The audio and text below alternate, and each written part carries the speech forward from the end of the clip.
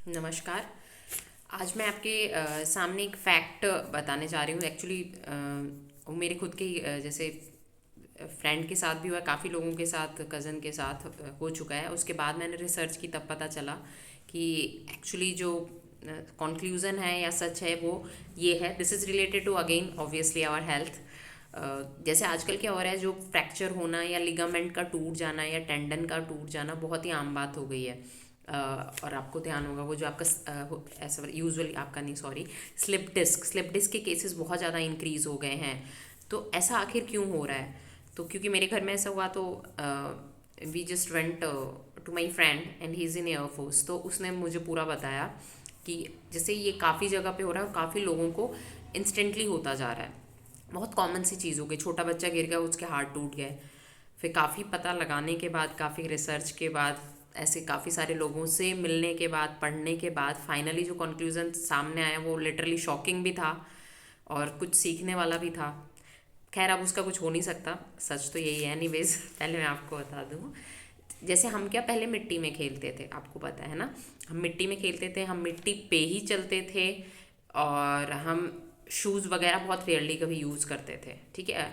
Although अब shoes लोग use करते हैं, बट जो सरफेस हो गई वो सारी की सारी टफ सरफेस है, टफ एंड रफ।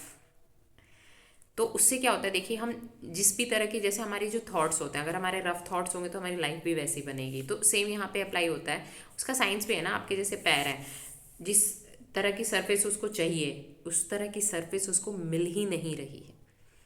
और ये पॉसिबल नहीं है कि हम 24/7 काफ़ी हाई फाई से शूज़ पहन के चलें ताकि उस सरफेस का इम्पैक्ट हमारे पाँव पे या हमारी बॉडी के जॉइंट पे ना पड़े। This is quite impossible. लेकिन अब हर जगह देखिए आरसीसी कर दिए गए हैं ताकि रोड टूटे ना। साइड में पहले मिट्टी के थोड़े बहुत फुटपाथ हुआ भी करते थे या घास हुई भी करती थी, तो उसको भी फर्श बना दिया गया है। घर में पहले आंगन हुआ करते थे या मिट्टी का ही घर होता था, जो हमारे गांव में आज भी है। तो उस पर आप नंगे पैर चलते थे, कोई फ़र्क नहीं पड़ता था, आराम से खेलते थे, कूदते थे, मिट्टी में खेलते थे बच्चे। अब अगर हम बात करें प्लेग्राउंड की, जो प्लेग्राउंड भी हैं वो भी फर्श के बना दिए गए हैं। जो वॉलीबॉल कोर्ट हैं, मैंने ये भी पता किया था कि जो जैसे इंडिया के जो वॉलीबॉल कोर्ट हैं वो जिस तरह के होने चाहिए, वॉलीबॉल, बास्केटबॉल, जो भी आप कोर्ट ले लो, है ना, खेलने का पूरा ग्राउंड बकायदा, तो उसमें एक कह सकते हैं फ्लेक्सिबिलिटी होनी चाहिए ताकि आप जैसे जंप लेके, शॉट लेके आ रहे हैं तो आपके पाँव पे प्रेशर ना पड़े। जबकि ऐसा होता नहीं है। जिस तरह के सिंथेटिक ट्रैक्स बनाए जाते हैं, सिंथेटिक कोट बना दिया जाता है, that is totally harmful for our body. Indirectly ये हमारे लिगामेंट को, बोन्स को, जॉइंट्स को इफ़ेक्ट करता है। एंड दैट्स द रीज़न कि बहुत सारे केसेस बढ़ चुके हैं। If you don't believe me, you can go and you can research too, कि रफ सरफेस पे, इस तरह की सरफेस पे कंटिन्यू चलने की वजह से मेरे साथ हुआ है। मैं दूसरों को क्यों बोलूँ। मैं बहुत ज़्यादा चलती हूँ, बहुत ज़्यादा। अब तो मैंने कम कर दिया, उससे बेटर मैंने कहा साइकिलिंग बेटर है यार। ये जब पता चला मुझे, ऊपर नीचे जैसे सीढ़ियों पे चढ़ना, सीढ़ियों वाला मैंने आपको पहले भी बताया था अपनी वीडियो में। इसके अलावा मतलब पैदल चलना, अब पैदल चल रही तो ऑब्वियसली रोड पे ही चलूँगी, मतलब रोड पे साइड में भी चल रही तो रोड ही है ना वो, मतलब आरसीसी ही है। ऐसा तो है नहीं कि वहाँ मिट्टी कोई सॉफ्ट आ गई है। उसकी वजह से मेरे घुटने में काफ़ी साल तक दर्द हुआ, और जब मुझे पता चला तब तक लेट नहीं हुआ था। तब तक मैं उस चीज़ से निकलने का ट्राई कर रही थी कि अवॉइड करना, इस तरह से जाना है कहीं, और जाना है तो साइकिल पे ही जाना है। तो उसकी वजह से टचवुड काफ़ी हद तक इम्प्रूवमेंट है, बट उसको आपको मेंटेन करके रखना पड़ेगा लाइफ में। इससे आपके पैरों पे, आपके जॉइंट्स पे, लिगामेंट पे, टेंडन पे लिटरली काफ़ी ज़्यादा इफेक्ट पड़ेगा, काफ़ी सुधार होगा। थोड़ा सा ध्यान रखिए, जब आपको कहीं जाना हो तो प्लीज़ गाड़ी से मत जाइए। मैं ये नहीं कह रही हूँ, क्योंकि जो मैंने आपको स्लिप डिस्क बताया ना, स्लिप डिस्क का एक बहुत बड़ा कारण है गाड़ी पे बैठे रहना, लॉन्ग ड्राइव।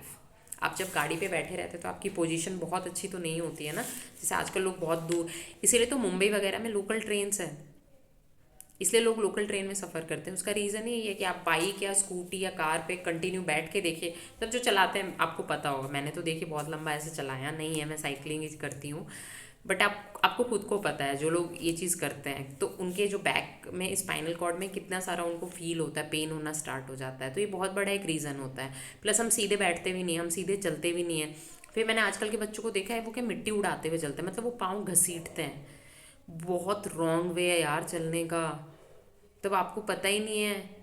आप जब चलें तो आपका मतलब सिर्फ एड़ी ज़मीन पे होना चाहिए। इस तरह से आपने पता नहीं परेड कभी देखी है की है, नहीं जानती मैं।